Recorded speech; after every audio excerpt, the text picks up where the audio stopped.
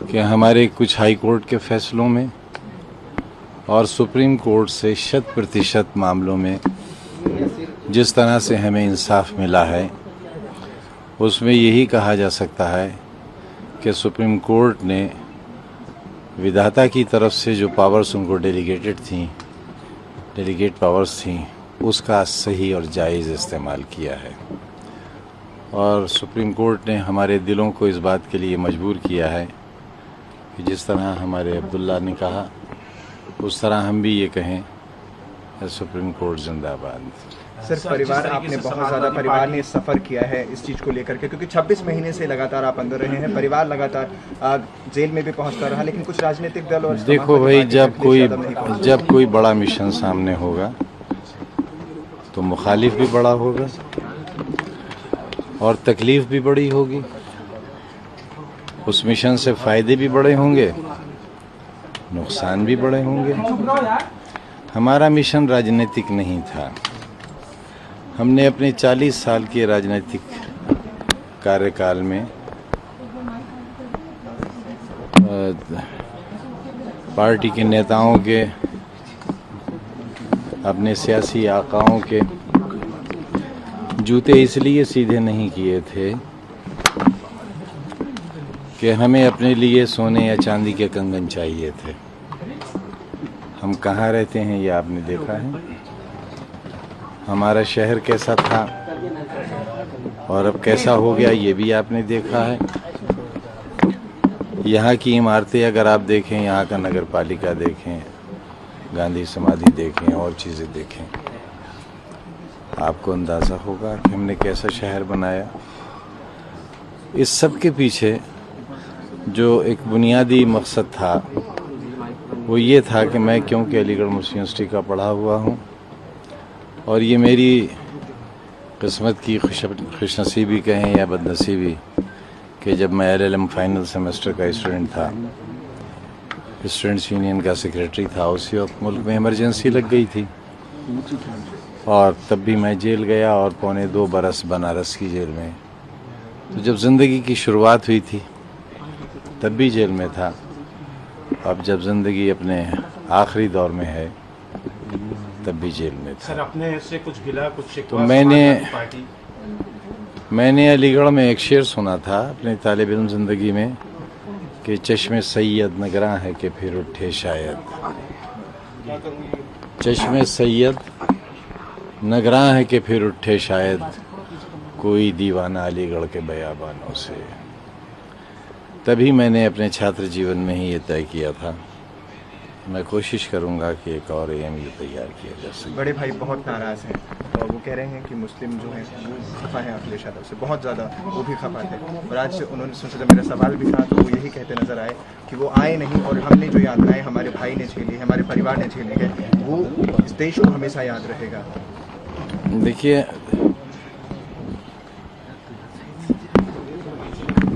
मेरी तबाहियों में मेरा अपना हाथ है। हम पर मुकदमे कायम कराने वाले लोगों में कौन लोग हैं? सबसे पहले 8 मुकदमे हम पर कायम हुए और उन्होंने ये कहा कि आज़म खान ने जबरन हमसे ज़मीनें छीन ली। उन 8 लोगों ने हम पर मुकदमे किए यहाँ सिविल कोर्ट में। उन 8 लोगों के पेमेंट चेक से किए गए थे और जो ज़मीनें 2000 रुपये बीघा की भी नहीं थी, उस वक्त हमने कम से कम 40,000 रुपया बीघा उसका दिया था। वो सारे लोग मुकदमे हार गए और हमसे लिए हुए पैसे से उनमें से बेशतर ने 2-2 हज किए। अगर 2 बीघा ज़मीन थी तो 8 बीघा ज़मीन खरीद ली। वो सारे लोग मुकदमे हार गए। उम्मीद वो ये करते थे कि हम उनके खिलाफ अब मुकदमा करेंगे, लेकिन हमने ऐसा नहीं किया। 1989 में किले में सबसे बड़ा बूथ सेंटर था। कांग्रेस की सरकार थी और यहाँ पर नवाबजादा जुल्फ़िकार अली खान साहब मेंबर पार्लियामेंट हुआ करते थे।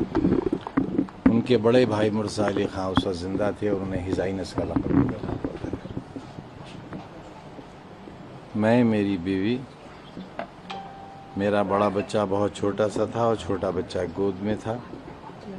मेरी तीनों बहनें वोट डालने गए थे और उस वक्त किले के एक दरवाजे से 4-5 जीपें दाखिल हुई फायरिंग करती हुई और उस वक्त के मेंबर पार्लियामेंट उनमें आगे थे और मेरे सीने पर इस तरह 7-8 तमंचे लगा दिए गए जिनमें जर्मन पिस्टल भी थे। मैं हल्के जाड़े थे, प्रिंस सूट पहने हुआ था। सबने गोलियां चलाईं, मेरे पैरों पर गिरे रिवॉल्वर्स, लेकिन कोई गोली नहीं चली।